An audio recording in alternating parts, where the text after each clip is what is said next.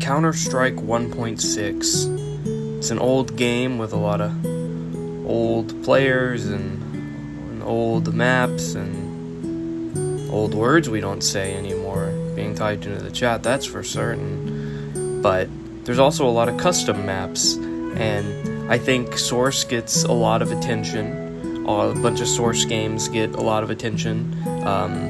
The new one gets a lot of attention. But what about the modding scene for 1.6, for that original Counter-Strike? What's going on with that? Let's look at it. Let's look at a custom map from Counter-Strike 1.6. It's a McDonald's Playplace. It's a playground from the McDonald's. Do you remember those? And I love this thing, I'm gonna be so honest. Gets all the details correct. The nets, the tubing, the little tic-tac-toe game, you remember that? That was a...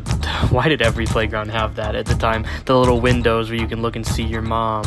This thing even has a creative interpretation of those step ladder things, you know, they were on the different sides and you would step, you saw it, I don't know why I'm describing it.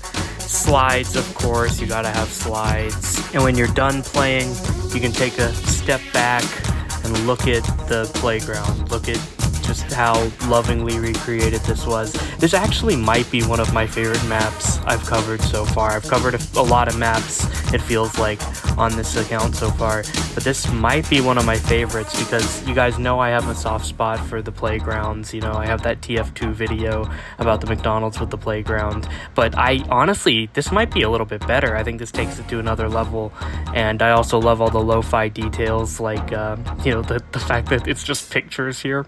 Also, there's a ball pit that's like an Eldritch horror, and it's where you go if you don't subscribe, actually.